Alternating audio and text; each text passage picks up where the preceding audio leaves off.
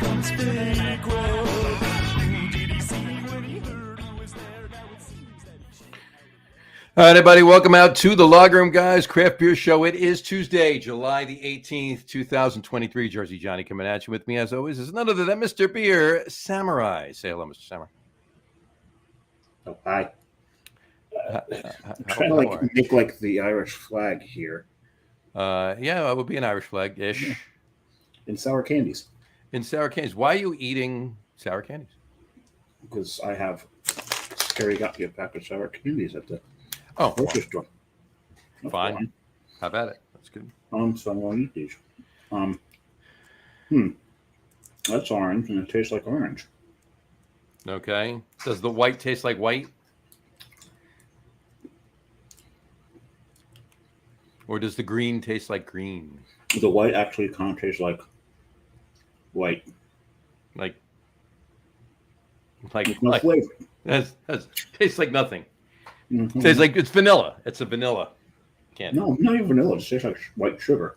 White sugar. That makes sense. Mm-hmm. And then the green tastes like kiwi. I'm going lime since this is a sour candy. Yeah, you would think it would be lime. I guess it's lime. Mm-hmm. Yeah, I'm gonna have an hour later. It's not necessarily sour. Oh no, that's green apple. What's green apple? Green. Oh, green is green. So apple. Orange tastes like orange. White tasted like white sugar, and orange tastes like green tastes like green apple. Well, this is green apple too, and it is a little sour. No, I'm wondering what the blues taste like. It's definitely sour an hour later, but this one isn't anyway. Okay, so the blue is raspberry. So all the colors taste like their color. Okay. Well, this is sour apple. There's no red. Oh, I've got like one red in here. Now I remember why I haven't had an hour later in 40-something years. Because it takes 40-something years to chew them. I think I just finished the one I had when I was 5 about a week ago. Yeah, these take a while. This is now riveting. Watching John and I try to chew things that how do kids eat these so quickly? I don't know. Just so you guys are aware, it is Sour Candy Day. Happy Sour Candy. Oh yeah, no, it is. If you hadn't guessed, red tastes like cherry. There you go. Okay. Cool. Right, well, I do have another one here, but I'm not going to eat it. Well, why are you eating sour candies? Because it's Sour Candy Day. It's Sour Candy Day. It's also Water Pistol Day. It is. Happy Water Pistol Day. I don't have one. I don't have one either. I do. I got a few in a box. In storage. In storage, yeah. Mm-hmm. So yeah, so it's Water Pistol Day today. Mm-hmm. I thought it was something else too. It is. It's Happy World Listening Day. So hopefully the world is listening to this podcast tonight. Yes, and hopefully it's not us doing the listening because that would just be boring. Us going. We got to do that one day. We'll do an hour-long podcast of you and I going. Just listening. It's so zen. Exactly. Okay, I need to watch. Hey, I got a question for you on that note. What did the Zen Buddhist say to the hot dog vendor? I'll take 2 with mustard, please. No, he said, make me one with everything. And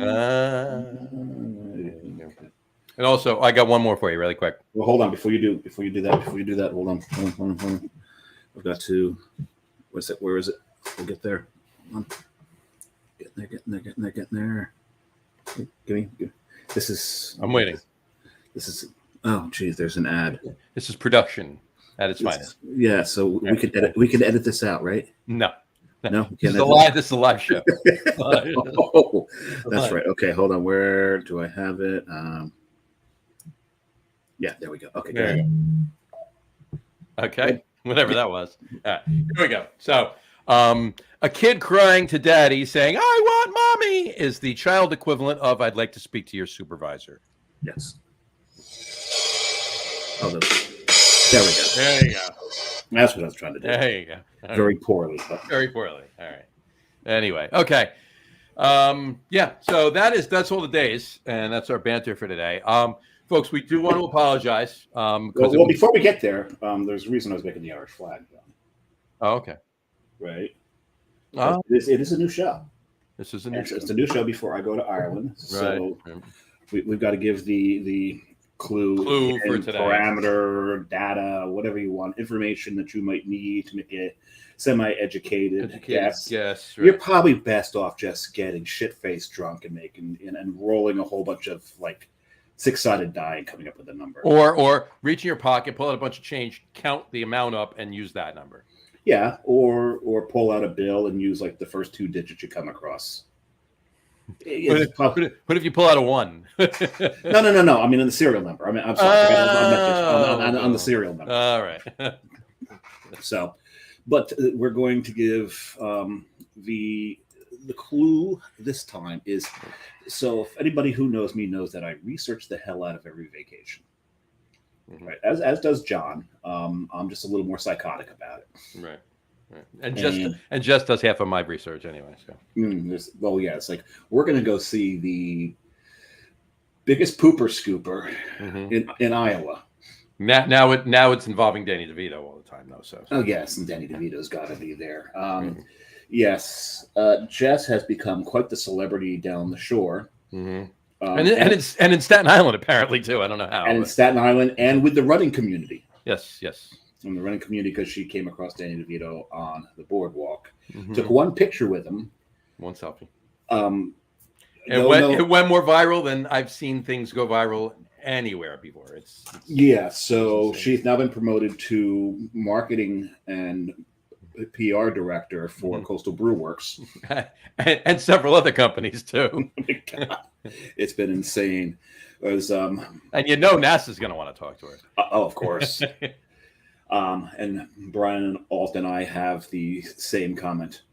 Will it never end?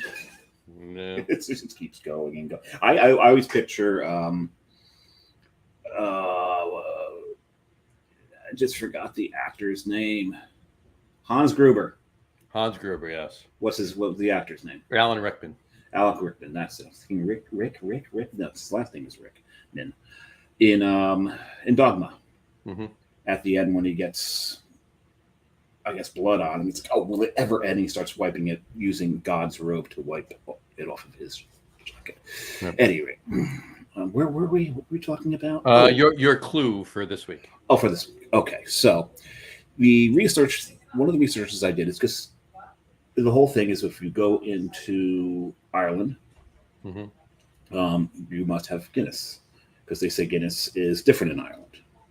Everyone I know who's been to Ireland and had a Guinness says the same thing. So I did a lot of research on Guinness in Ireland as to where to get the best pints, and I came across this guy called the Guinness Guru. Mm-hmm. We were going to try to get him on the show, but the time difference and the fact that he's got a real job made it impossible for us to get him on the show. But chat back and forth with him a little bit. But he's called the Guinness Guru. He puts out there ratings of the best Guinness pours everywhere he's been. Right. He's even been in the United States. And the one thing I've seen from his ratings, Guinness is mostly piss poor in the United States, except for like one place in like downtown Manhattan. Mm-hmm. It's called Dead Rabbit or something like that. It's right down right near. It's down the financial district. The Dead Rabbit. Yeah, it's down there. Dead Rabbit. Yeah, it's the Dead Rabbit. It's like the only one that has any kind of anything that got. It was the only thing that got over 7 rating out of 10. Mm-hmm. And the worst ratings of all Guinness pours on the globe probably was California, which is not surprising, considering that is a IPA heavy community. Yep. So, but I did look at where some of the best pours were in Ireland, and I do plan on visiting some of these places. That's good. So not only will be going to Guinness Storehouse, as we mentioned last week, taking the tour, and I get a feeling they probably pour a good Guinness there. You would think. But we're going to be in Killarney, and one of the best pours in this. Whoa, did you say going to be in Kearney? I mean, that's Killarney. Oh, Killarney. Okay. I'm surprised there's no place in Kearney that pours a good. Well, they're not. It's not really much of an Irish town anymore, is it? It used to be. Yeah. It used to be. The St. Patrick's Day parade's still pretty kicking. So That's still pretty kicking, but most of the people in the parade are Portuguese. Everybody's Irish on St. Patrick's Day. This is true. But Killarney, there's a place in Killarney that's got a really good pour. Actually, there's two places in Killarney. We'll be in Dingle. And yes, I like to mention the fact we're going to be in Dingle because it's just fun to say Dingle, yeah. I really wish we could go pick berries there. I wonder if there's a pick your own. Yeah, pick your own dingleberries? Yes. We can go picking dingleberries. But anyway, and of course, we're going to be in Dublin, and there's so many places in Dublin that have really good pours. So that was one team name I came across from people playing trivia and how they have funny team names for trivia, right? Yeah. Bar trivia. It was we must be in Ireland because my penis is Dublin. Okay.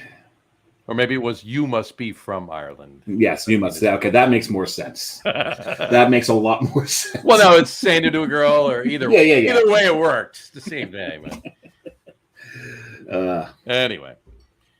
So that was that. So now we can move on to the apologies. The apologies. Okay. So now that we've taken care of the housekeeping, so to speak, yes. We can say that originally, because we did have this screen up in the beginning, yep. And our guest from Kahnawake Brewing up in Kahnawake, Quebec. Actually, in Canada, a lot of them do say Quebec. Yeah, believe it or not. Interesting. But I don't think the Quebecois say Quebec, but I think the English speakers pronounce it Quebec. Gotcha. And we heard it both ways. Gotcha. But in any event, from Kahnawake Brewing, co-owner and brewer, head brewer, Drew Stevens, was coming on the show tonight. And here's his banner, if you will. Drew Stevens, Kahnawake Brewing. Now, look, by the way, it's Kahnawake Brewing, right? But I remembered how to spell it because it's like Awake. Yes, like Wrath of Khan. Awake. Right. And Wrath of Kahnawake. Like John said, he's the co-owner. He's the co-owner of three owners. Right. The other owners are Fred LeBlanc and Matt Deere. Not Matt LeBlanc and Fred Deere. Yeah, right. Matt LeBlanc. That'd be interesting. So both of them are from the Mohawk Nation. Right. And the brewery is on a Mohawk reservation. It's on a reservation, right? Yeah, exactly. So we call them reservations, but they call them reserves there. Right. So it's on a Mohawk reserve. Mm-hmm. So Drew he's the brewer. Mm-hmm. And the other two are more of the business owners. Right. So, so it's a shame that we couldn't have him on. I didn't actually say that yet, but he was coming on the show, and he got tied up. I think everyone got to the point where they figured it out. Well, maybe not, because there are going to be people re-listening to this audio wise and not seeing that he's not on the show with us at this point. So, but in any event. Exactly. Where is he? He's over there. Yeah. Yep. In any event, he apologizes. It was last minute. He got tied up. He's not able to come on the show tonight. There's an outside shot he may be able to pop on. We shall see. But we decided normally we either plan to do just the two of us show when this happens, or we slot in a fill-in guest, and it's usually one of three. Unfortunately, or fortunately, depending on how you look at it, over the next 2 weeks, all three of our fill-in guests are going to be on the show. 2 next week and 1 following. We need some more fill-in guests. We need some other fillers, right? Yeah. But in any event, so we're going to do an impromptu, just the two of us show. But we're going to be talking about Kahnawake Brewing, because we're going to be drinking the Kahnawake beers that we were going to be drinking. Well, I've said most of everything I know. Because we have to reschedule it. If we have to reschedule with Drew, it's probably not going to be till the end of September at this point. So, and the beers we've had these for a little bit, and we don't want to wait another 2 to 3 months to drink these now. So. And I won't need to take another 6.5-hour drive. This is true. So, in any event, you got the two of us tonight, and we're going to discuss a lot of the stuff, but probably not the same responses, obviously. Yeah. We'll talk about. I spoke to Drew quite a bit, so John can ask me questions, and I might be able to answer some of them. There you go. There you go. I do know the poutine there is really good. There you go. All right. So what is it that you're drinking right now? Because you obviously poured a beer and you've been drinking. Oh, yeah. So, knowing that Drew's may or may not come on. If he doesn't come on later, I'm not drinking his first, but also I want to start off with a lager. So I'd heard a lot about this. Algatullo has talked it up quite a bit. Mm-hmm. Take me down to the asteroid city where the lager's clean and the girls are pretty. I was hoping you wouldn't sing. Yeah, where the lager's clean and the girls are pretty. That's a cool city. That's a cool city. That's a good day for everybody. Yeah. Sorry. I'm just like, the labels got me thrown off a little bit because I remember. I thought you were thinking about girls and clean lagers. No. I'm looking at the crater here, and there's a photo of like Crater National Park, right on the rim there's the visitor center. It says, "Oh my God, look how close this visitor center came from being destroyed by the asteroid." That's pretty funny. So that's what I was thinking. At any rate, this is it's a lager. It's a lager. Little touch of sweetness. Drinks a little like a Bavarian lager, actually. Fair enough. I like that. And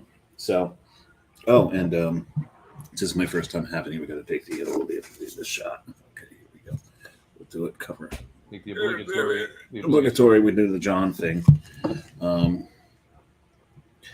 So that's what I'm drinking. What are you? I'm gonna start with my first Kahnawake, only because my third beer is heavier than the other two, so I'm doing that last.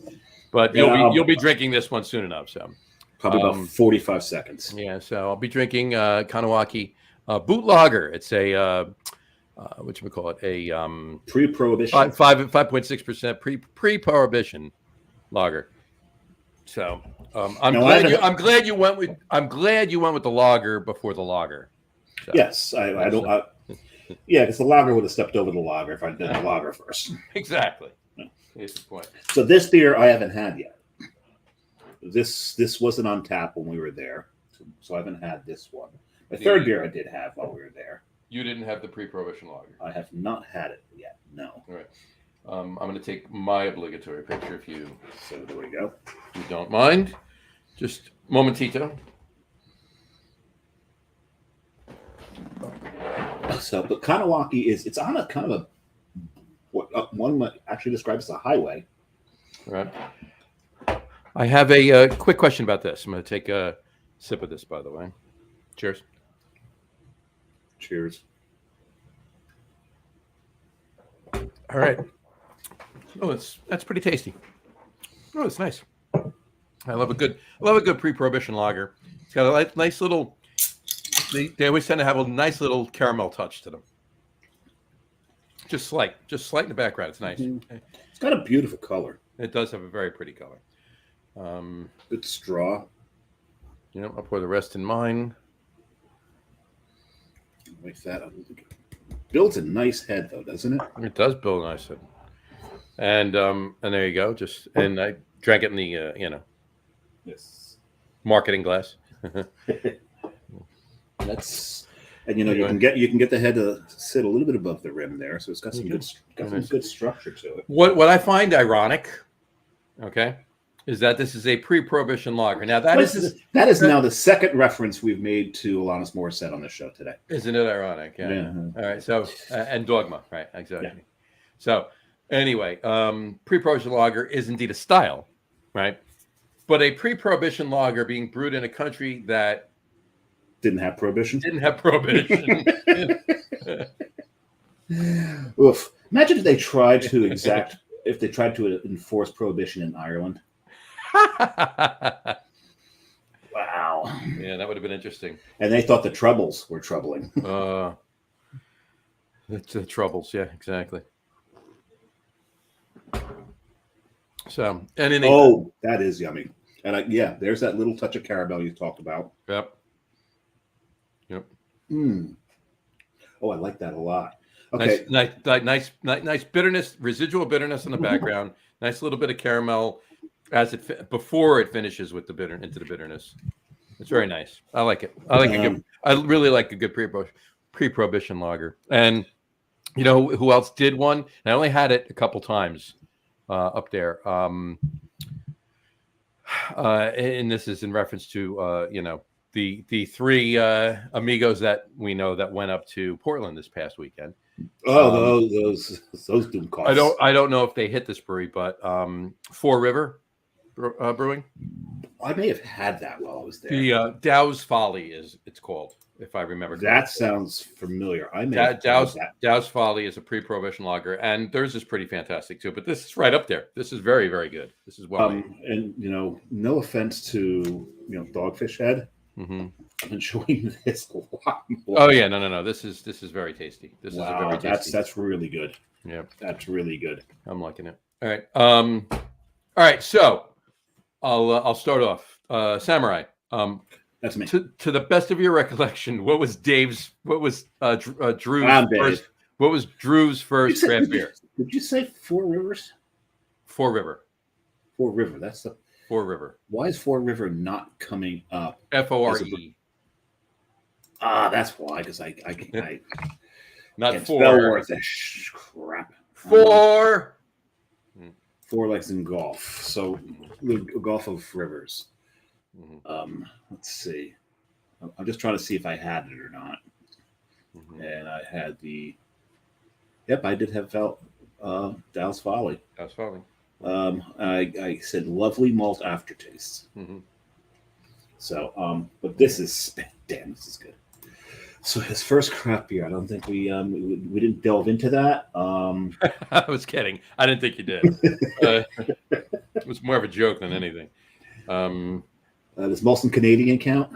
Molson Canadian. There you go. Molson 3-0. That's what it is. Remember, Molson Canadian came over after they were allowed to export slightly higher alcohol. Higher alcohol, yeah. And that's what Molson Canadian was about. So you could always tell the true alcoholics because they weren't drinking Molson Golden; they were drinking Molson Canadian. Right, exactly. And the funny thing is, Molson Canadian in the United States I believe, had a lower ABV than Molson Golden did in Canada. Mm-hmm. Everything was just higher alcohol content up there. Why? Because they could. Mm-hmm. Yeah, it was pretty. It was pretty wild, and that was the whole craze. Like back in the '80s, we can get Molson here. Yeah. Hey, okay, well. My first 2 years in college, that's what I drank was Molson. Mm-hmm. Oh, I mean, if I was legal to drink, well, yeah, I would legally drink it. I get what you're saying. If I was, yeah. But like I told you, the last brewery I was at in Canada was the only brewery I've been at in Canada, and that would be in Montreal, and that was Molson. So quite a few more have opened since. Yeah, that was 1986, so it's been a while since, but been a bit. Yes, we'll see. Because if when I was in college, I think if I was in Canada, I would have been legal to drink. Yeah, that's why I was drinking Molson, so I'd be legal to drink. Right. Well, right there you go. Yeah, yes, exactly. Because that's what they did, right? Yeah, country of origin for the. You can drink Scotch when you were 14. You're fine. Guinness when you're 9. Yeah, exactly. So, but in any event, they've actually raised the drinking age in Ireland to 18. Raised it to 18. I'm not kidding. It used to be 16. They've raised it to 18. There you go. And 16 was just kind of a suggestion. Right. 16 ish. Give or take 10 years. Right. Depending on the situation, right? All right. So let me ask you this. Why don't you tell us a little bit about Kahnawake Brewing? So at least there's a little bit of information on the brewery that gets through this podcast. And if we are able to book Drew again on the show, again, it's probably like to be at least the end of September. So we can, we'll remember what we talked about tonight. We'll rehash everything. That's fine. So. But we already talked about its ownership, the fact that it's on a Mohawk Reserve. Mm-hmm. I brought up briefly the fact that it's on a highway. Mm-hmm. So you get on the highway and you just pull off. They've got a nice outdoor seating area. They have food. They've got really good poutine. Lovely. And I like a good poutine. Oh, and they make their own gravy, but they make it with chicken drippings. Nice. Yeah. Nice. And it was Carrie's first Canadian poutine. So she remembers it very fondly, and almost every poutine we had after that, she's like, I still like Kahnawake better. And it was a really good poutine. The food there is really good. The people are extremely friendly. And it's like any place you go in Canada, it's really interesting to sit there, watch customers come in and out, and listen to the beer tender switch effortlessly back and forth between English and French. Mm-hmm. What's also neat is okay, so he got back. No, he didn't get back to me. I'm just putting that up there so it can be there. Actually, you know what? I'm gonna make this a crawl and leave it there. I'll do that. They do that. So what's interesting about the town of Kahnawake is the stop signs are in a third language. I believe the stop signs must be in like Mohawk. Right. Right. Let me put in like Mohawk for stop.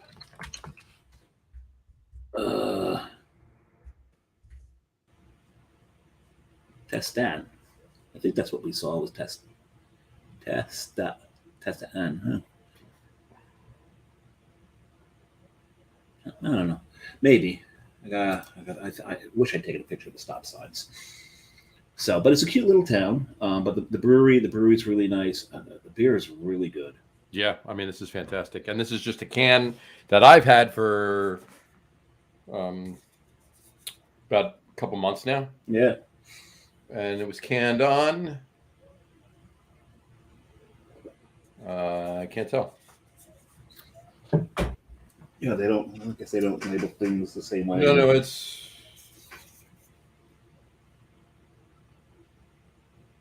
not. Oh, it's on the edge.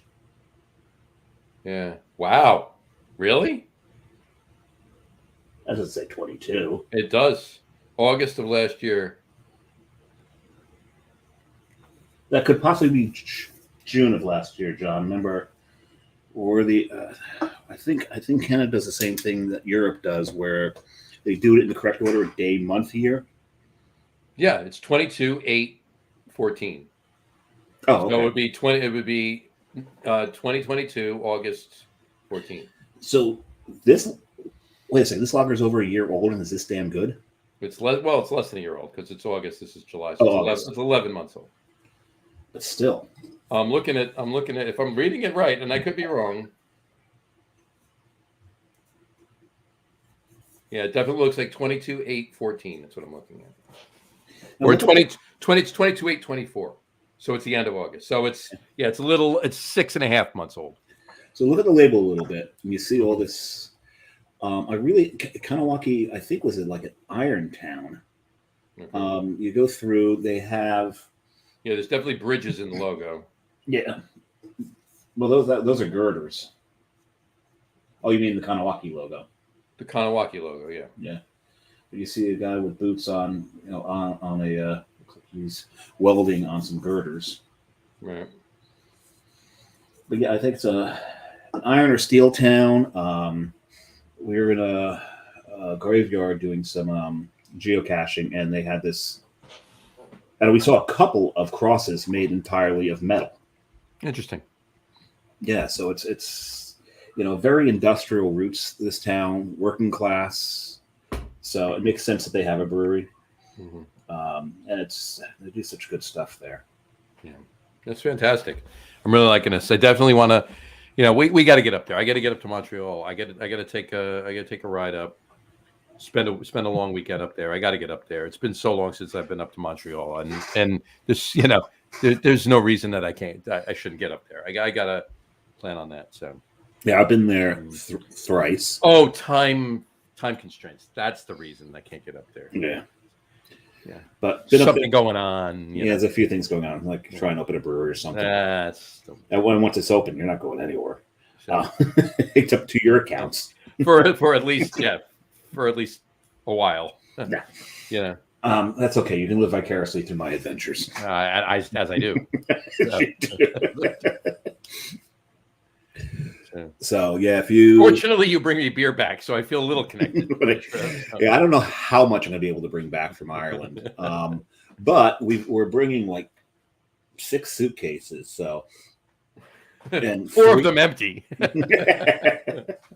So, well, I got the checker at the baggage checker. Like, wow, you pack light. All right. On the way there, on the way back. Yeah, What is in this? Bought a lot of clothes. That's the whole thing. 20 bottles of Irish whiskey in there. Yeah. So yeah, I've got. It's like when we went to Italy, I brought back a few cans of Italian beer. Okay. And like 4 bottles, one of which was a Magnum of Prosecco. So very nice. So going to Ireland, how much beer do you bring back, and how much whiskey? And that Magnum of Prosecco, I'm pretty sure that somebody had some of that. Yeah, I have. Yeah. I didn't. No. Where do we open that? At Jim's. I know you brought. Didn't you bring? You brought the grappa back, right? Oh yes. Oh, you're talking about that Jim. I'm like, which?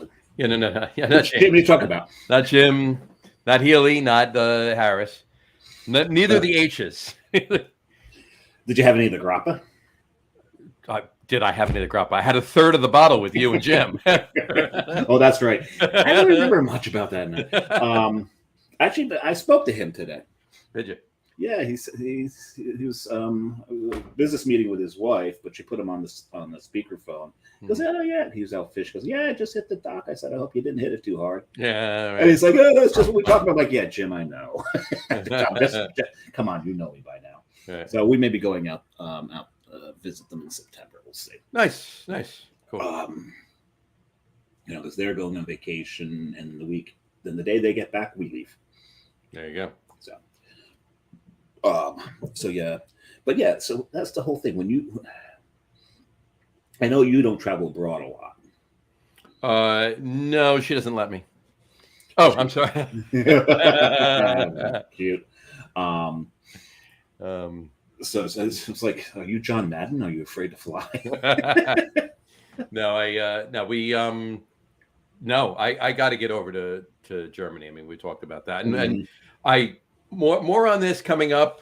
I'll let you know. Read between the lines.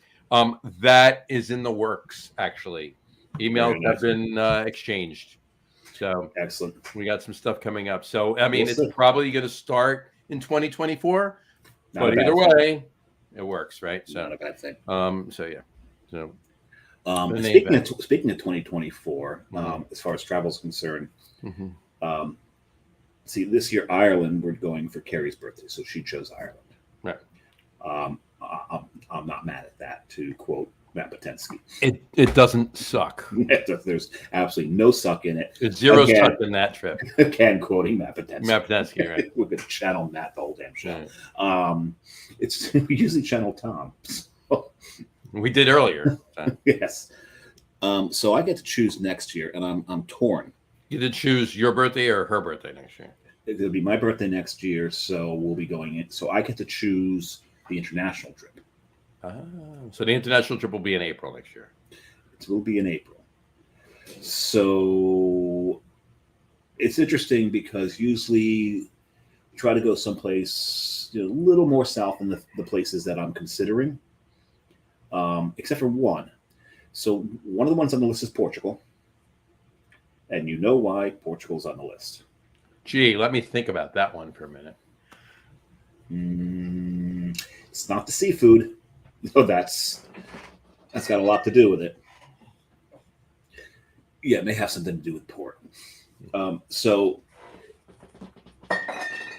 if you also follow Tom Mulvihill, you'll know that John and I did a port show with him. We did. How many ports did I have, John? You had 6. I had 6 ports. I had 5. Tom had 4. And I had 1 bottle of a 40-year-old. Right? Yeah. I prefer 220. I prefer 220-year-olds. 20 and 2 10s. Wait a second. No. So of those 6 bottles, yeah. And this is all that's left. Uh-huh. That's it. Well, those other 5 bottles were hanging on by their damn fingernails. Oh yeah, waiting for that show. So those got finished in no time. Exactly. Anyway, so Lisbon, Portugal, Porto. maybe just Porto and what are the and the Azores. You got to get to the Azores. That'd be silly if you don't go there. Yeah, so maybe it might be Porto and the Azores. Wasn't that like that was the original name of Benny and the Jets? Porto and the Azores. Porto and the Azores. But they lost a little weight. Right, exactly. Option number 2 involves a lot of border crossings. It would start in München. Yep. As Americans call it, Munich. Munich, right. Because we call things what English called them, the British called them, and when the British were busy trying to conquer the whole world, they decided to anglicize every fucking thing they can come across. Mm-hmm. The next stop would be Praha, which we call Prague. Prague, right. And then the next stop would be Vienna, which we call Vienna. Mm-hmm. They're really nice little sausages. Are too small. So, and it waits for you. It will wait for you. Mm-hmm. And then maybe get down to the border of Liechtenstein. And get down to the border of Liechtenstein. That's another and Austria. Right. And because that's where the crazy Austrians live that we met in Montreal. The crazy Austrians. So I'm going to try to get them to meet us up in Munich. There you go. Well, you might want to look into just doing the Portugal trip because the thing we're talking about might bring us to Munich and Vienna and that whole Prague. Yeah, right. So see, here's the thing about Prague. Is that the Czech Republic has the highest beer consumption per capita than any other country on the planet. And if Dave goes there, by far, it will increase like tenfold. I get the feeling that if I go there, I'll be shamed. These people. Well, the thing is, like most European countries, they do it right where it's food and beer at the same time. Take your time, do it right. You can do it, Davey. Do it tonight. I didn't want to call you baby. I called you Davey. I caught that. Yeah. So then the other option would be just a tour around some of the major cities of Germany. Well, some of the major beer cities of Germany. Start off in München, then get up to Bamberg. You got to go to Bamberg. Yep, yeah. Absolutely. Get over to Berlin, mm-hmm. Then maybe out to Stuttgart, and then maybe over to Fladungen. Fladungen. Add an en on the end. Fladungen. And get a Fladungener. No, Fladungener. We're going to be brewing a Fladungener. You're gonna be, of course you will. How do you have to brew a Fladungener? Potensky-ener. No, it doesn't work. No. Let's see. You have to do us like a Gratzer, but we'll do it. Yeah. Well, he doesn't like smoked beer, so he's not going to do that for his beer. So. Oh, God, you sissy. Can we do a Belgian Polish beer? It doesn't work that way. Right. No. Yeah. And Healy has his own beer for every St. Patrick's Day. So. Ah, very nice. Seamus O'Healy is our Irish red. So. Seamus O'Healy. And the original spelling of O'Healy was his original name. His great grandfather, not his grandfather's great grandfather, changed it when they came to America.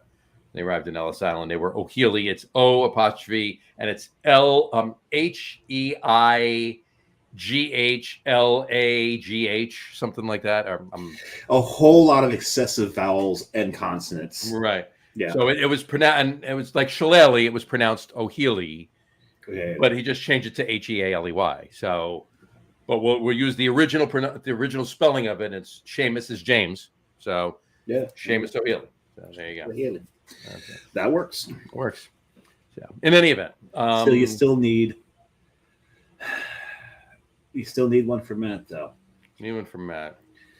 Well, he loves Pater beers. Pater Tensky. Pater Tensky. There you go. We can do. You're Polish Belgian. There you go. I paid her 10 skis. There you go. I like that. There we go. All right. But how does that It doesn't. That tie into coastal. It does. How does Seamus O'Healy tie into coastal? Water skis. Water skis. Water skis. Seamus O'Healy is an Irish red ale. How do you tie an Irish red ale into, as we call it, red tide? No, don't do no. That's bad marketing, right? Bad marketing, exactly. So how else to stay away from that? You call it something other than that. Yeah, well, you could do Manana Maclear. All we do is we put a schooner on the label with Seamus O'Healy. Done. No, because Manana Maclear was the he was the ancient or a cutter, the ancient god of the sea. Right, there you go. But how many people know that? Besides you. He was one of the Tuatha De Danann. Yeah. I'm probably butchering the hell out of the pronunciation of all of this. Probably. But I've been doing research into some of the history of Ireland, and it's quite bloody. A little bit. Yeah. Well, I'm not even talking the recent history. I'm talking ancient history. Oh no. Yeah. Well, a little bit. Yeah. So, in any event, all right. Wanted to bring up a couple things since we're here. All right.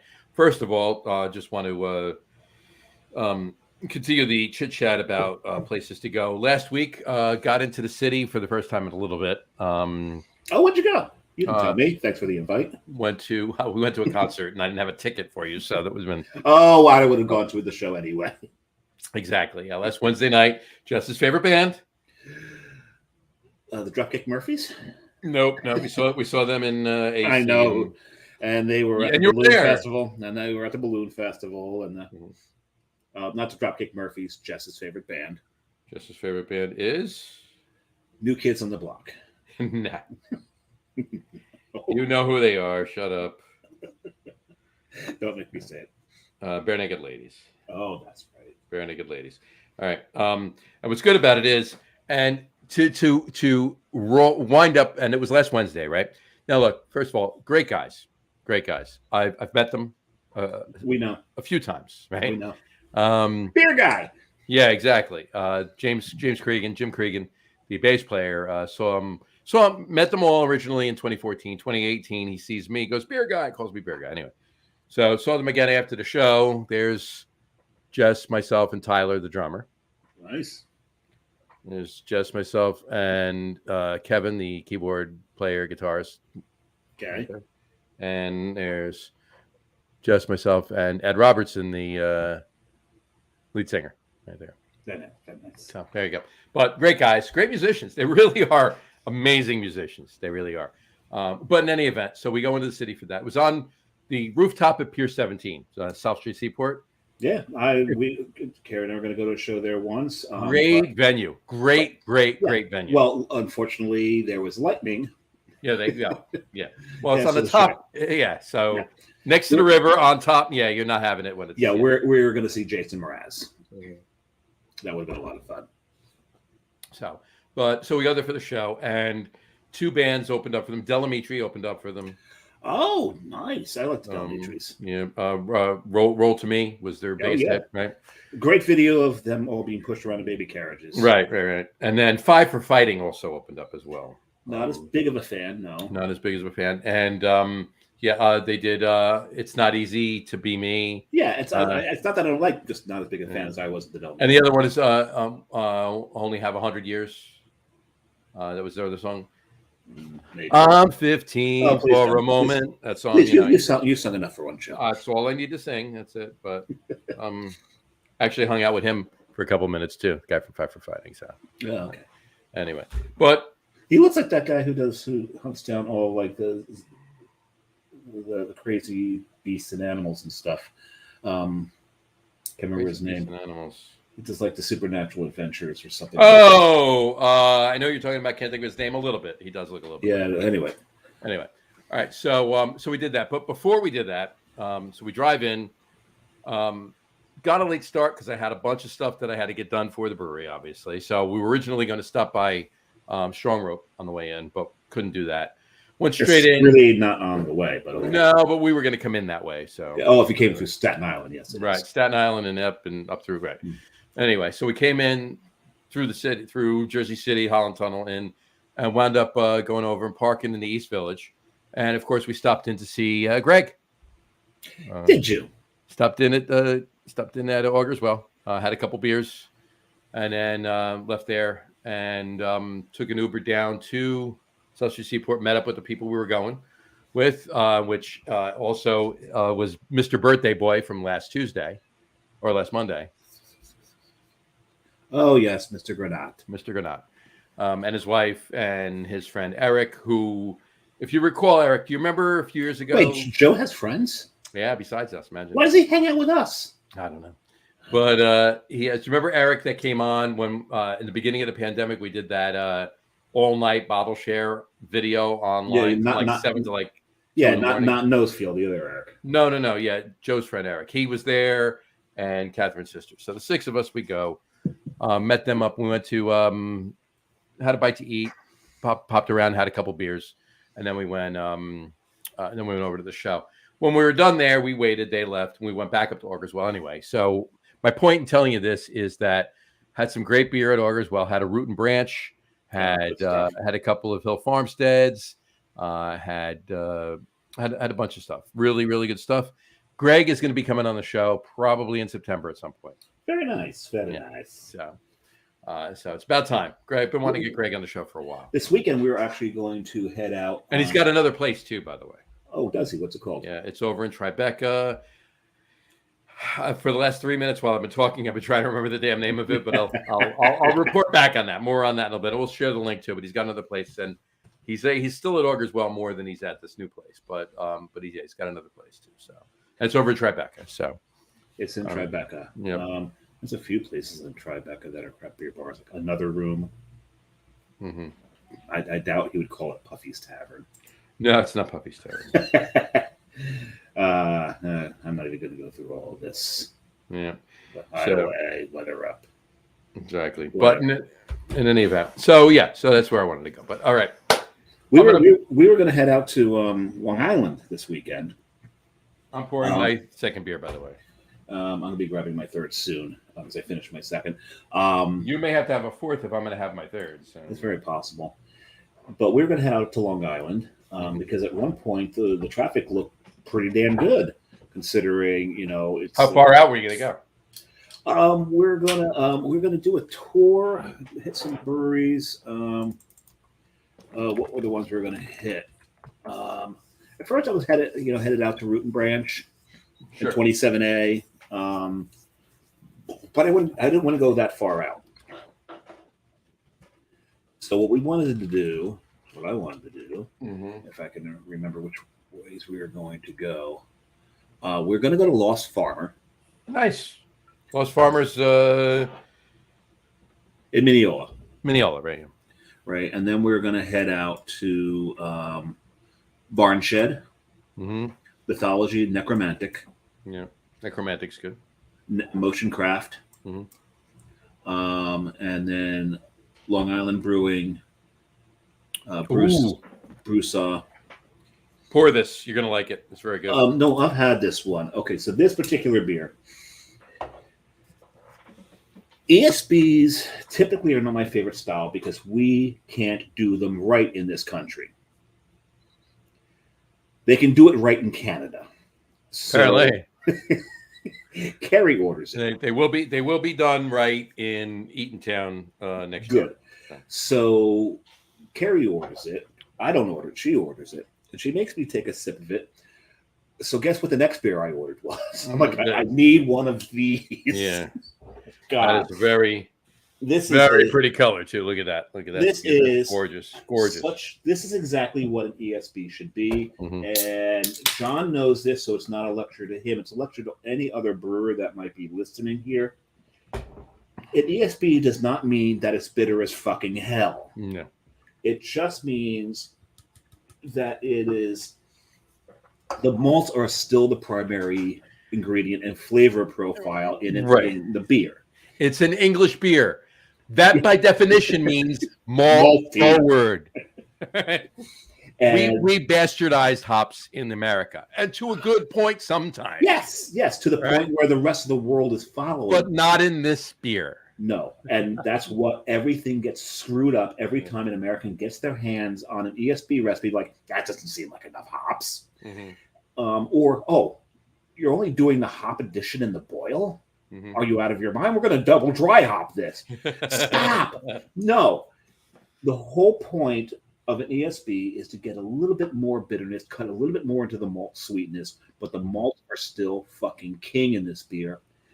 This is done right. The ES in ESB has something to do with the beer. It's not just the B.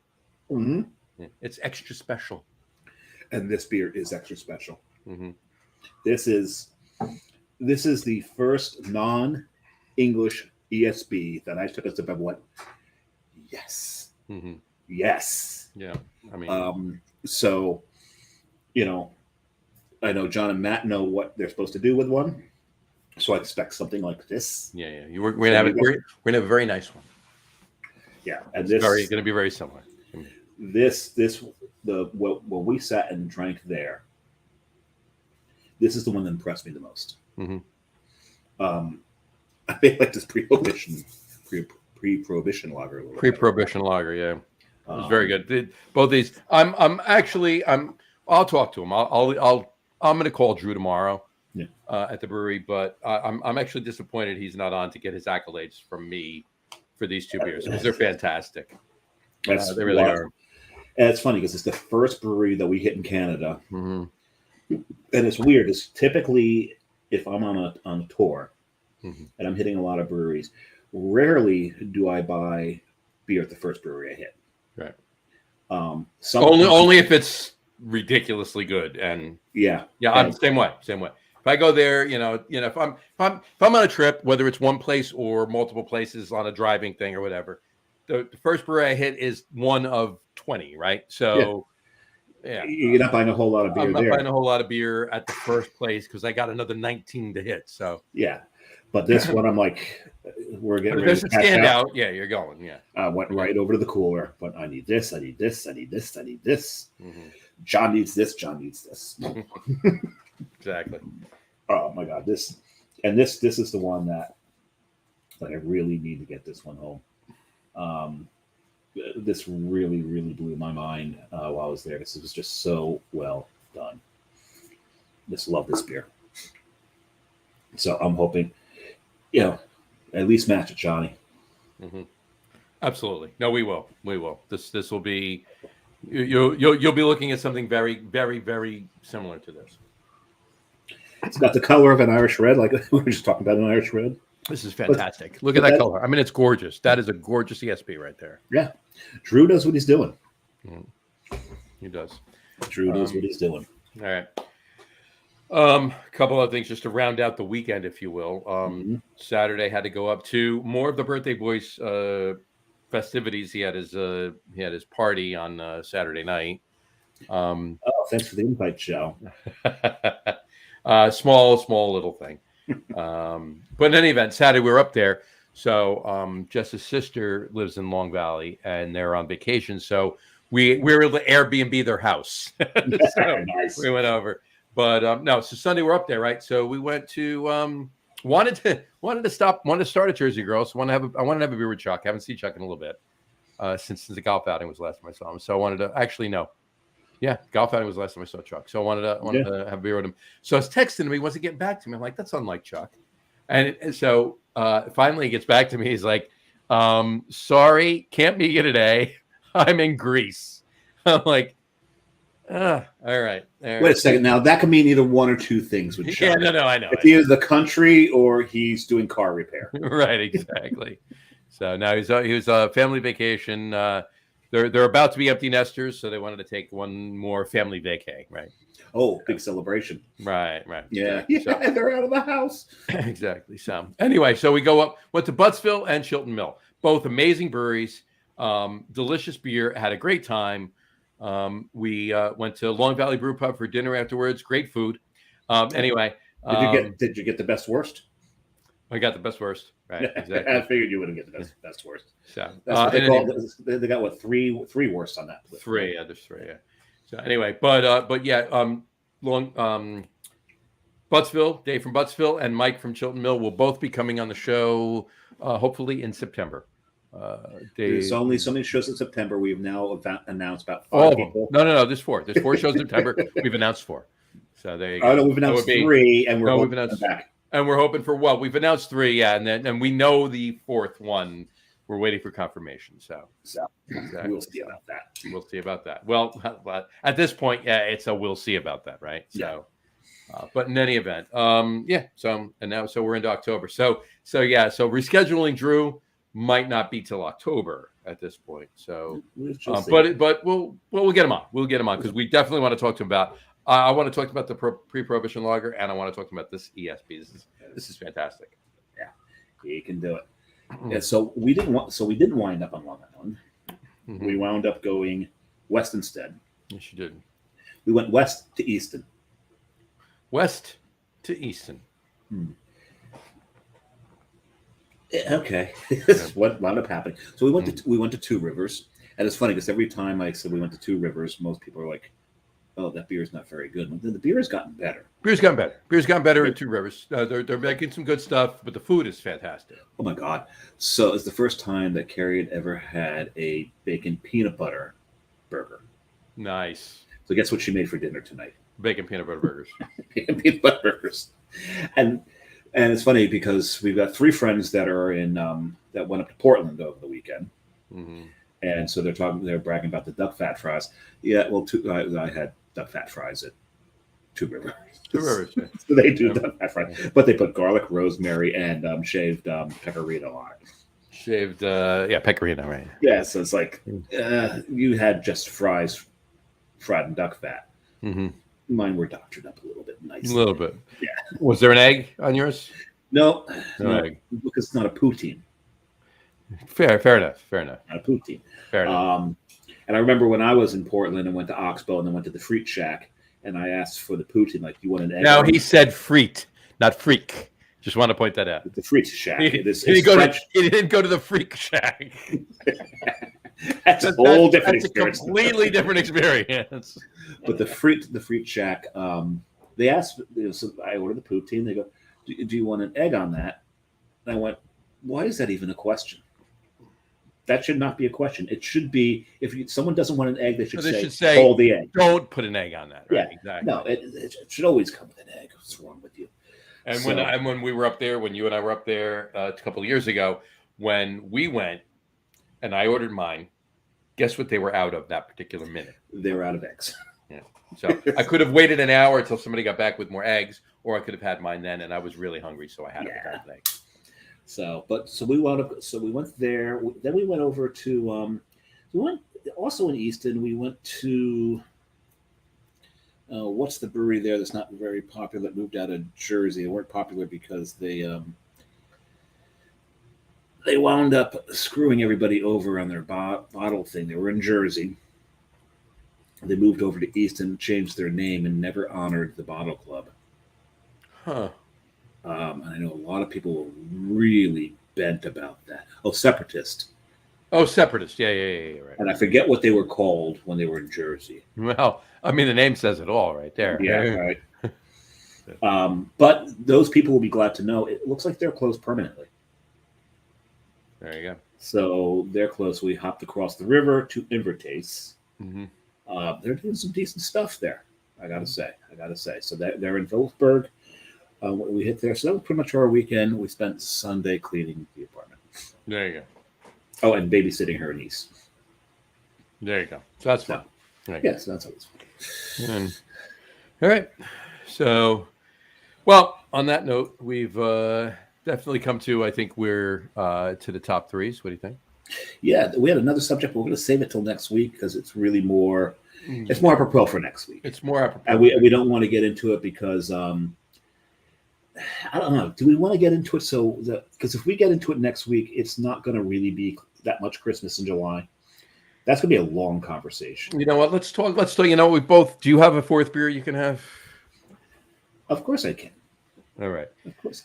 I'm still drinking this one anyway, so let's get into it a little bit. Right. If you still have a third beer, you need to get it. I have a third beer, and I mean, I don't have to finish my third beer. I can finish it when I can bring it downstairs with me and eat dinner with it. So, but in any event, My point being, let's get into it a little bit, and then we can. Yeah. We're going to touch on it next week, regardless. We right? will touch on it next week, and and before we sign off the show, you'll hear why. But why we'll touch on it next week. What next week has to do with what we're going to talk about, I should say, anyway. But Anchor Brewing. We've posted a bunch of stuff on our Facebook page. We shared some stuff. Well, let's go through the timeline. It started off with, we're not going to distribute nationally anymore. We're just going to distribute within California. Well, let's back up 1 second from that. Just so you're aware, if you haven't been following, if you've been following this, you know all this already. But if you haven't been following this, Anchor Brewing is owned and has been since 2017, is owned by Sapporo Beer, which is Japanese Sapporo beer, right? The big cans, Sapporo, right? They own it. Now they bought Anchor as a means to get production into the United States, so that they didn't have to ship beer that they made in Japan to the United States. They could brew it in the United States and then distribute it, through the distribution channels into, where they already were, right? That wasn't boding well for them. So a couple of years ago, to 2021, they bought Stone. So Sapporo owns Stone right now. Now they don't own the distribution, Stone's distribution. They own Stone Brewing, right? So they're brewing, and they're being able to brew Sapporo in not only California, but also in Virginia. Stone has a brewery in Virginia. So obviously much more beneficial for them. So they don't really give a damn about Anchor. They don't need it. It was a pointless purchase, right? So continue. So the timeline, not even a month ago, they announced that they're pulling back their distro to California only, and they're going to discontinue Merry Christmas and Happy New Year beer. Everyone, of course, was very upset about this. A couple weeks after that, they announce they're ceasing operations entirely at the end of August. Yep. Just in time, 3 weeks before I was supposed to be there. Right. I had actually booked the tour the day before the announcement, and because I had planned on going there, going live, pulling John in so we could ask them what the actual fuck when it came to not brewing the Christmas beer. Now, the Christmas beer now is irrelevant to the whole thing. Anchor itself is going away. We're losing steam. We're losing Liberty Ale. If you're not familiar with the Christmas beer, there it is right there. We're losing that. They don't all come like this. They release these, but they have 12-ounce bottles too. So, which I have quite a few over there, and down here, as a matter of fact. So that tour got canceled, of course. Got my money back for it, of course. And it's interesting because everyone was so upset by it, and very upset by it, and people were like, "Oh, this is an outrage." And that was my reaction at first, but then I finally realized, when was the last time anybody bought anything from Anchor that wasn't the holiday beer? Yep. Right. So John and I were talking about this earlier, about how every craft beer nerd, every true craft beer nerd, I'm not talking the straight up hop heads that think if it's not a double dry hop, double IPA, it's not craft beer. I don't care about what they think. But every other person in the craft beer world espouses the term and the philosophy, drink local. And I started thinking about this, where we've gotten so ingrained on that about drinking local. And hold that thought. Rightfully so. There's nothing wrong with drinking local. However, that's what everybody, and you should, and rightfully so, you should, because you need to support the small business. You need to support your local brewery, and local breweries in general, because there's a lot of really, really, really good craft beer being made right in your backyard, and you need to embrace it and enjoy it and support it. Go ahead. But if that's all you're doing, and you're not paying attention to the national breweries that we all know and love, like the aforementioned Stone, Anchor. John, I talked about Founders earlier. Some of these other breweries that we can get that we love, if you're just taking them for granted and not buying any of the beer, still saying you love them, and get butthurt when they close their doors, there's a hypocrisy there. And so I looked and said, no, other than buying the Christmas sale every year, I can't remember the last time that I bought an Anchor beer. I have no right to be upset about this. So, and a lot of people are, I think, starting to come to that realization. Augie Carton, that's one time I've said it. He did put his reaction to it was, and it was perfect. When was the last time you bought a 6-pack of Anchor Steam? That's all he posted. And that started that whole conversation. Now, I was already thinking along those lines, but when I saw that post, I'm like, exactly, that's the point. When was the last time you bought? I'll even go one further for you.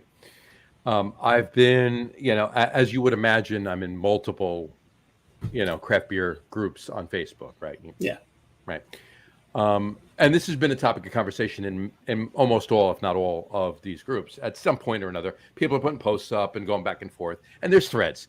People are commenting. So you go through them, you comment in a couple, you just read through some, right? Depending on what it is, what the question or the topic is. But several times, and when I say several, I mean, maybe not a dozen, a lot, not 40, not all of them, but a good amount. All right. The people will start a conversation. They'll talk about Anchor Brewing, and undoubtedly someone in the comment that this person posted, replying to this person, get it right. Their name is Anchor Steam. Oh, God. Sorry, that's the beer. No, that's a beer they brew. Their name is Anchor Brewing. They're Anchor Brewing Company.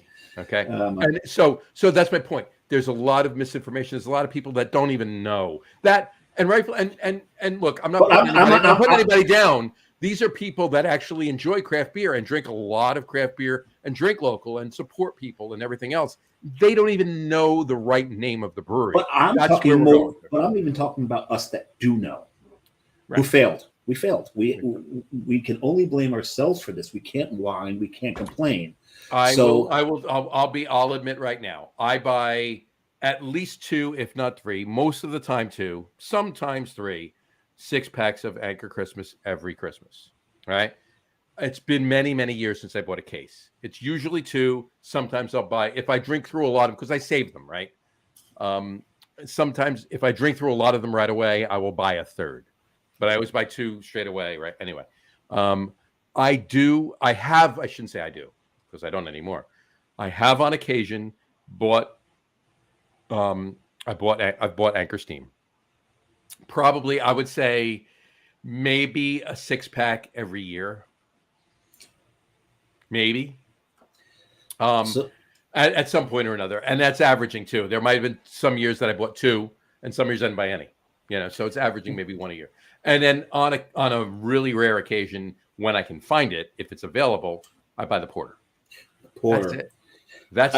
That's all I've done. As historic a beer. Recently. I mean, 15 years ago, yeah, I bought a lot more Anchor than I did. And historic, as much of a historic beer Anchor Steam is. Mm-hmm. And as much as I really did enjoy that beer, mm-hmm. To me, the biggest loss is the porter. Yeah. The porter is one of the greatest porters this country's produced. That Anchor Porter is a very, very, very, very, very well done porter. And I think it's the porter that all American porters should have been judged against. Mm-hmm. But it's going to be gone. So what I was getting at is that we can sit here and cry over spilled beer. See what I did there? Or cry into our beer, whatever, about this, or it's what did Yogi Bear say? It isn't over until it's over. It isn't over till it's over. Yeah. Right. So the last thing that we posted up on our Facebook page on this topic is from Narragansett Brewing, and Narragansett Brewing came very close to going under. for the longest time, they were not brewing in Rhode Island. They were being contract brewed by Genesee, in Pennsylvania. In Rochester, New York. Oh, New York. That's correct. Yeah. Correct, in New York. So they were not being brewed, and this is quintessential Rhode Island is Narragansett. Mm-hmm. Being brewed by a brewery on the shores of Lake Ontario. Right. So it was, and then it got to the point where they were going to go under. Mm-hmm. But the people wouldn't let them go under. They're like, you know what? We're sorry. We haven't bought your stuff in a while, but we'll fix it. We'll do better. And they crowdsourced them back into life.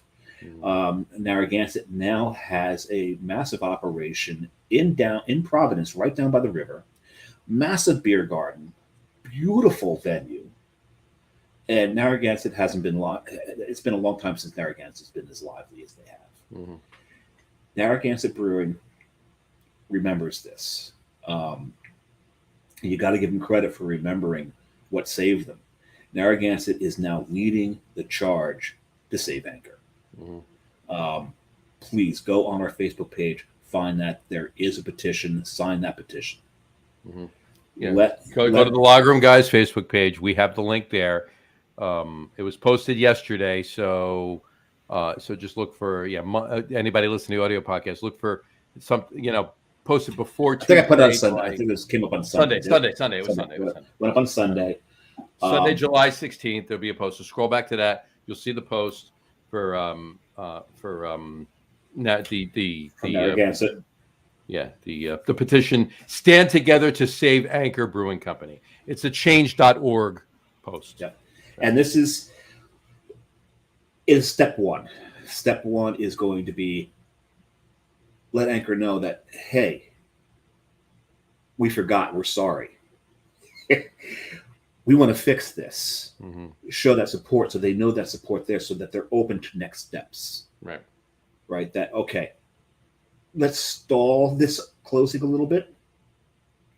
Let's get next steps out there. Next steps was maybe there'll be a crowdfund. Maybe this will push another brewery or brewery conglomerate to pick them up. Just as long as it's not one. Yes, as long as it's not one that has an eagle logo on it. No, you don't want that one. No. Lone Eagle, I don't think has the money to do it. No, by the way, quick, hold that thought. No, get finished and then I'll ask you. Okay. So we'll see. Like John and I also spoke earlier, and he enlightened me to the fact that Ballast Point was bought out from Constellation, so it was taken out of one of those big conglomerates by a brewery in where is it? Illinois. Kingston. Yeah, we looked it up earlier. Kingston something. Yeah. That happened a couple years ago. Yeah, that was Constellation had no interest in craft beer. They wanted the spirits. They wanted the canned cocktails line. And if you know, it was Ballast Point canned cocktails. Now you see Cutwater everywhere. Same thing. So Constellation owns Cutwater. It was what they were. They are what Ballast Point canned cocktails were. But we got our Ballast Point beer. Ballast Point beer was bought. The brewing was bought by them. Yeah, so we have Sculpin back. But it can be done. Yeah. So here's my question, and this is an interesting question. All right, okay. We all want Anchor back. Mm-hmm. We all want Anchor to continue to thrive, to continue and thrive. All right, we want our Christmas ale. We want our special Christmas ale. Right. Yeah. We want our steam beer. We want the porter. Even if the Christmas ale isn't right away, we want it. We want it. Okay. And people, keep in mind, if you're not aware of this, listen. In 1974 or 75, I think it was 75, might have been 74, one of the 2 years, Anchor started our special Christmas sale. They didn't start that, whatever that was. They started the Christmas sale. That was essentially the first seasonal craft beer ever. Mm-hmm. Okay, in America. All right. Obviously, the winter welcome from Samuel Smith's. That was from England. That was England, right? But in any event, so in America, that was the first ever. It was 75, John. 75, yeah. So it was the first ever seasonal craft beer in the United States. So anyway, we all want that back. Now, that being said, I'll ask you, Dave, first, and then you can answer. And then anybody else, please just comment on the link. Even if you're rewatching this, if you're listening to this on the audio podcast afterwards, wherever you're listening to it, all right, when you hear this, comment in, email in, whatever. I want to know your opinion. Okay. We all are the same, for the most part, the same mindset. We want Anchor to continue. But here's my question. What if AB InBev comes along and throws money into Anchor, buys it out of Sapporo, keeps the people in-house that are brewing, and they brew everything in-house? It's a distribution deal. Okay? And same thing as Wicked Weed and you know, Goose Island, to the point. Obviously, they brew some of the IPAs and stuff, but right. it's they brew everything in house. The people that are there in that brewery facility, that brewery, brewing everything. It's just a distribution deal, and they have AB InBev money behind them to do so. Now, how do you feel about continuing to buy Anchor? You already know my answer, John. What's your answer? I've been consistent with this. Mm-hmm. If the money is going to Anheuser-Busch, mm-hmm. I'm not giving them my money. So that's my question. So now, because Anchor has been saved, but not by the person you want them to be saved by. That's my question. So it's hard, right? You personally want them to continue, and AB, it's not going to happen anyway. I mean, this is hypothetical, but AB InBev comes along, throws money at them. They continue to make in-house in San Francisco in that existing brewery. Nothing is made by AB InBev at all. It's just a distribution deal. The only money AB InBev is making is on the distribution side. If it's just a distribution deal, that's not ownership. Well, it is. It's ownership to a point. Obviously, they're going to have because they're going to have ownership of the brewery because they bought the brewery out of Sapporo, right? So, you know, but you said it was just a distribution deal. No, they're the owners.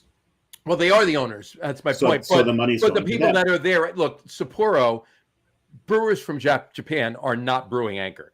The people in San Francisco that work and have for many years at Anchor are brewing the Anchor beer.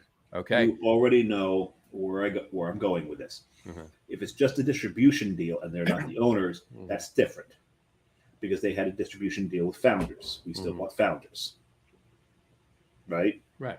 Because Founders still owned. The profit still went to them. Founders is not AB InBev. Founders. No, it wasn't Founders. Who am I thinking of? There's someone else that they just had a distribution deal with, not a. Or was Founders, and it was another big conglomerate that they had a distribution deal with. Well, I mean, Wicked Weed is a distribution. Wicked Weed's still brewing their own beer, and you've had Wicked Weed because you've been to the Funkatorium down in Asheville. So I had one. It's and Goose Island, right? It's now AB InBev brews their Goose IPA. They brew the 312. They brew those beers. Destroyed 312. Right. Oh my God! I destroyed that beer. Goose Island in Chicago still brews BCBS. And I have never bought a BCBS since. Have I had it? Yes. Have I paid for it? No. And actually, at one point, someone said to me, like, "When was the last time you had it?" I said, "It was a beer festival." They said, "Well, you paid for the tickets, so you paid for it." Like, the tickets were comped. Fuck you. So no, I didn't pay for it. No, it's anybody but AB InBev or Constellation or Miller Dab. Look, that's not going to happen. It's not going to happen. I just wanted to bring that up. It's just it's interesting. But now, I've been consistent with that stance. Right. But now, okay, now, can I explain? Explain why? You can in 1 second. You have your stance. You feel that way. This happens, right? This Christmas, this Christmas, in November, end of November. You're in a liquor store, you're in a beer store, you're in a craft beer bottle package store, whatever you want to call it. You walk in and you see Anchor Christmas, our special Christmas sale. All right, now brewed, yes. There's AB InBev money in that brewery, but the brewmaster that has been at Anchor for many years, he's the one that brewed that beer on the equipment that's been owned in that San Francisco facility for many years. So it wasn't brewed in Newark or St. Louis. It was brewed in the same facility that it's been brewed in with the same ingredients for every year since, right? You see it in there. You're going to say to yourself, yeah, I'm not buying it. Yes, I am. All right. And Tell us why. Here's the main reason, and I'll give an analogy as well. Another painful moral decision analogy that hurts. The reason I'm saying no is I don't want them having any of my money. I don't want any of my money going into the practices that they use to squash breweries. What they have done to small breweries with the money that they have to pay their lawyers, I don't want to be a part of that. I would rather sacrifice one brewery to keep them from stomping the shit out of everything else. The analogy that came to mind is the puppy mill puppies. You go to a store that's selling puppy mill puppies. You see this puppy. You want to take this puppy home. You want to save this puppy. You want this dog. Knowing full well when you pay the money for that dog, that goes back to the puppy mill so they can continue their operations to do some of the most heinous acts ever on the canine species. And it breaks your heart to walk away from that dog. But you know you have to, for the sake of everything that comes afterwards. That's my analogy. Yeah, fair enough. And that speaks to the analogy as to why you have to say no, but also to the pain that it's going to cause you to do so. Fair enough. And on that note, folks, you do you. Yes, I'm never going to judge anybody for doing what they do. You do you. All my friends buy BCBS, and I don't yell at them for it. I do too. But if you do you, but as far as dogs go, rescue, always rescue, absolutely rescue. There you go. There are too many dogs out there without homes, sitting in shelters that are going to be put down. Go get them. Don't pay for these accessories that are being created out there. Anyway. And the big moral behind here is you got to feel sorry for poodles. They're making them fuck everything now, aren't they? So you got the hyperallergenic dogs from everywhere. I don't want to see a poo-wah-wah. I don't want to see a chihuahua, period. I don't care what is bred. Chalupa. No, that's not. Chalupa? What? Anyway. Okay. All right. Okay.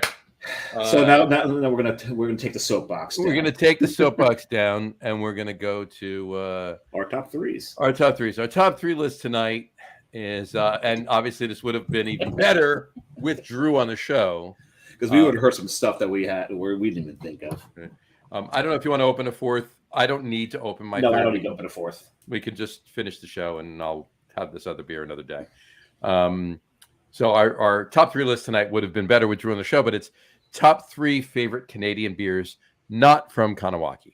All right, top 3 favorite Canadian beers. And now with Drew not on the show, we can take down the not from Kahnawake, and we might put up a couple of we you know what we've talked about. Look, I've only had ever 2 Kahnawake beers, and they're both fantastic. So these are 2 honorable mentions for me straight away. So right off the bat. All right, so have at it. Okay, so I'll start with my honorable mentions. One of John's favorite breweries in Canada. John's favorite brewery in Canada is De Ciel. De Ciel. Right. Microbrasserie De Ciel. So l'exercice. Oh no! The first one is the honorable mention. The Seki Nico. It's a dark imperial farmhouse, and the reason I give it an honorable mention is I really enjoyed it. What's it called again? Say it again. Can I write it down properly? Isseki, Esseki, Nico, Nicho. And the reason I bring it up is there is a samurai on the label, so you had to drink that. So there's an honorable mention. My next honorable mention is from Microbrasserie Pit Caribou. one of my favorites, and that's the Gose de Barachois. And the Gose de Barachois, it was a hoppy ghost. Not a happy ghost. That'd be Casper. A hoppy ghost, and it was just hoppy enough to be there, but not hoppy enough to take the whole thing over. Right. So the whole essence of a ghost was still there with a little bit of hops in it. It was such a refreshing beer. So love that one. So now on to the top three. And I don't know if I could put this in any order, but I'll go number three. Yeah, number three would be Maudit. Maudit is from Unibrew, and this is it's a Belgian double. It's a kind of dark for a Belgian double, but quite a lovely beer. And I remember the first time I saw Unibrew, I thought it was a joke name, and it was pronounced Unibrow. But no, it's Unibrew. Not a joke at all, and what they brew is not a joke.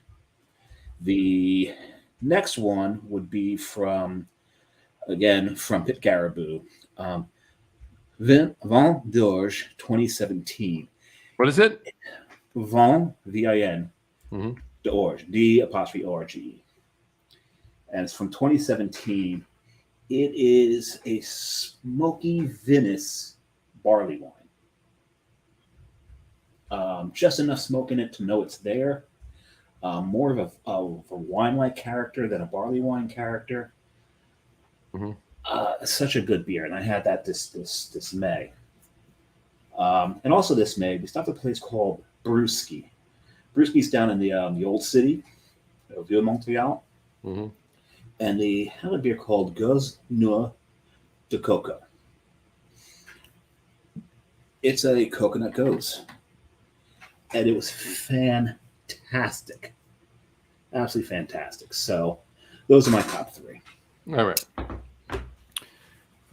Cool. All right. I'll give you mine. First of all, I'm going to give you a few. I'm going to give you my top three, but I'm doing different breweries. And I'm going to have to. Yeah, go ahead. I made the mistake this morning. Go for it. So anyway, I'm going to give you three different breweries. Okay. Number three, it's going to be from Nickelbrook Brewing in Burlington, Ontario. It's Kentucky Bastard. It's a 14.5% bourbon barrel aged imperial stout. Fantastic, delicious beer. And that would have been. I'm going to give you like three or even four number ones. I'll give you three number ones. But they would have been my number ones, and you'll see when I get there. So I wanted to get two other breweries in there. I didn't want to stick with one brewery. You'll see in a minute. My number two, I am a huge fan of Maudit, which is the Belgian double from Unibrew. But in any event, Dave went with that, and I also love Le Fin du Monde, which is their 9% Belgian triple from Unibrew, and they're in Chambly, Quebec, as it were.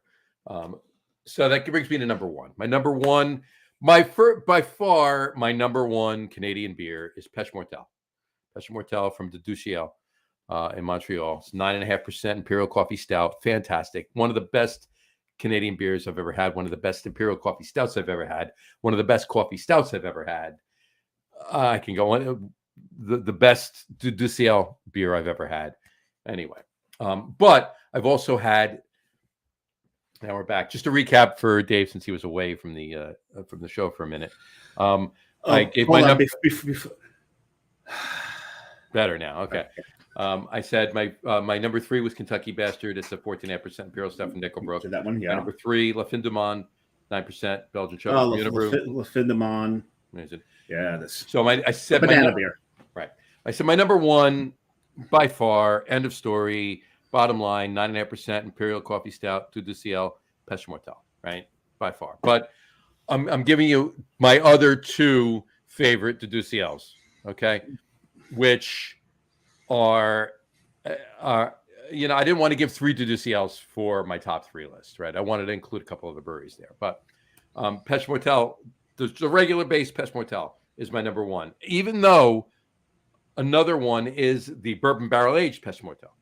I like the regular one better than the bourbon barrel aged, although the That bourbon barrel aged is amazing. says something because it's rare that John likes the base over the bourbon. Over the bourbon, aged. yeah. It's you know why? Because the coffee is so good in the bourbon, and the bourbon notes are amazing in the bourbon barrel aged Pest Motel. And last time I had it was just this past February in Church Key, actually in Washington. It was that was fantastic.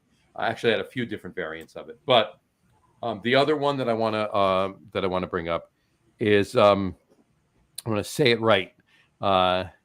Equinox du Printemps. Equinox Printemps. Equinox du Printemps. It's a Scotch ale. It's a wee heavy. All right. It's a 9.1% wee heavy. You know me in Scotch ales. I'm a huge Scotch ale fan. From Du Ciel. Amazing. That's it. So those are my three number ones. Those are my three favorite. So this is very, very appropriate considering the earlier conversation when we were talking about the Tuatha De Danann from Ireland, because many of their goddesses were three-phase goddesses. They're triple goddesses. So you have a triple goddess of a beer. Yes, you do. This is very true. Right. Bridget was a triple goddess. The Morrigan was a triple goddess. Anyway. So that's it. So I mean, those are my three favorite Du Ciel beers: Pêche Mortelle, bourbon barrel aged Pêche Mortelle, and Equinox du Printemps. Now the one thing that I want to do is a shout out to some of the other breweries in Montreal. Melon's doing some really good stuff. That's where I met the Austrian maniacs. Was at Milan. Reservoir, I think, makes some really good stuff. Do they have a beer called Dogs? They really should. Actually, I think they should, and they should have a Mr. Pink, a Mr. Brown, Of course. a beer called Stuck in the Middle with You. Thank you, Quentin Tarantino, for making it so I never ever can listen to that song the same way again. But they've got some good things going on. And who does that song? That'd be Steelers Wheel. Steelers Wheel, very good. Give that man a shirt. I was a disc jockey in college. I know. But the point I was just about to make is that next year, more than likely in August, we're going to be in Seattle. By the way, for those of you that are too young to know what a disc jockey is, that's a DJ. But go ahead. Oh yeah. See, that's what DJ stands for, actually. But maybe in August we might wind up in Seattle and Vancouver. So, when we talk about Canadian craft beer, it's almost always Montreal. So to be able to experience what's going on the left coast of Canada, that I think that'd be quite special. So that'll be a lot of fun. If that's where we wind up, our August trip will be Carrie's choice, and that's where she's leaning. So I've been nudging a little bit. Vancouver, you're going to start in Seattle and go to Vancouver, or Vancouver back down to Seattle? Yep. Seattle, Vancouver. Nice. So that'll be a hell of a trip. It was going to be Seattle, Portland, but the drive all across the country to Portland is Portland, Oregon. Sorry, Seattle, Washington, Portland, Maine. That's just Portland. It doesn't work. It just doesn't work. So, but then we realized there's just so much else in Oregon that I want to do that Oregon might be a trip all on its own. Or Oregon needs to be its own trip. Yeah. Right, getting to the Yakima Valley. Yakima Valley's Washington, isn't it? Yakima Valley's in Washington. Yeah, it's Washington.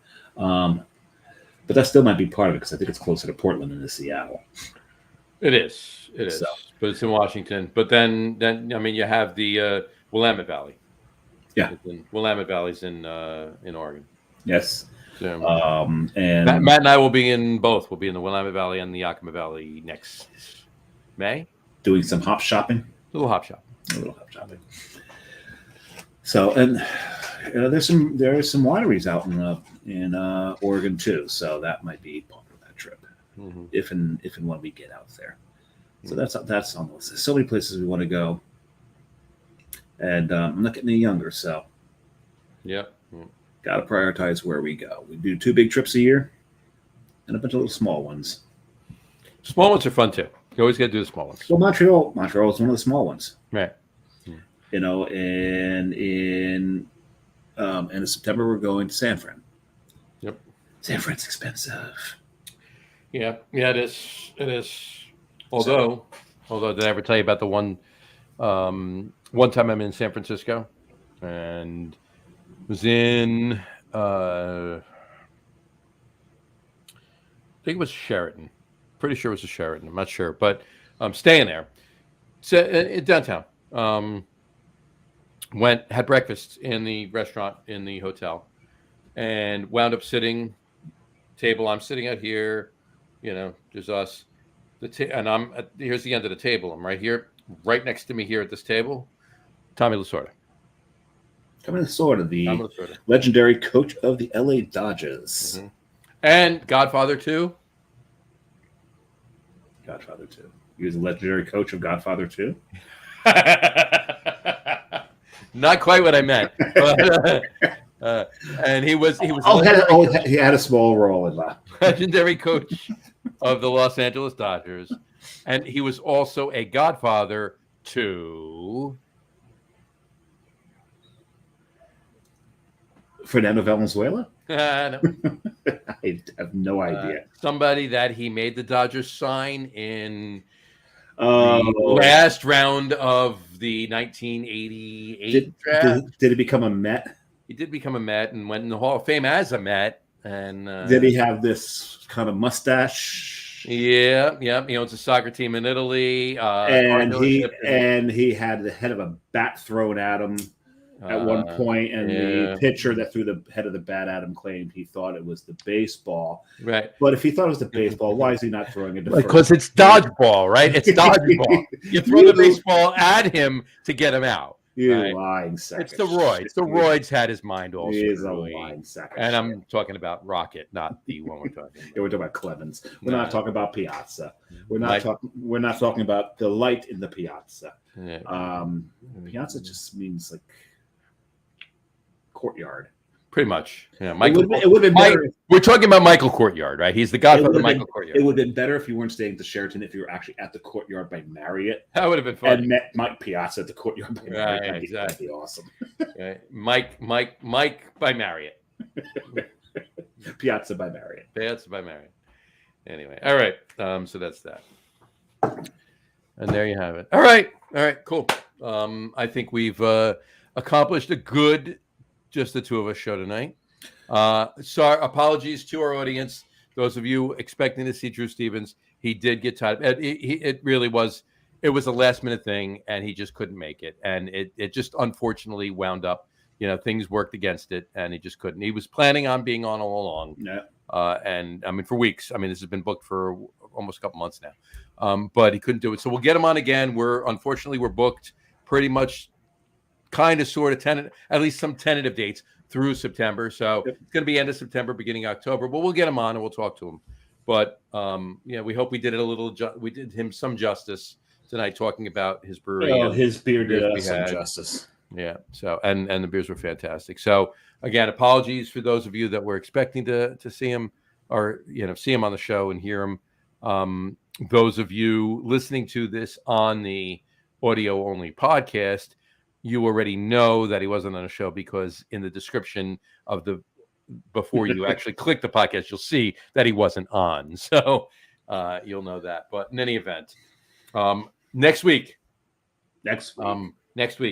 we'll have obviously another clue. And pretty much the second to last clue. It is the second to last clue. For the contest. But even more importantly than that, it's going to be our Christmas in July show. It is indeed July 25th. Kind of works out perfect, right? It was nice. And we will have very nice. Very nice. And we'll be having two guests on. It will be Mr. Tom Mulvihill, the beer whisperer, and also brew guru himself, Mr. John Starodumsky. I'm so excited to meet both of them. Both of them will be on. Yeah. Oh, and on that note, by the way, I was talking to Doug. Which Doug? We know so many Dougs. Doug Smith. Oh, that's that Doug. Doug Smith, right? And his plan is when Coastal opens up, right? He's planning to get himself, Tom, and John to the grand opening event.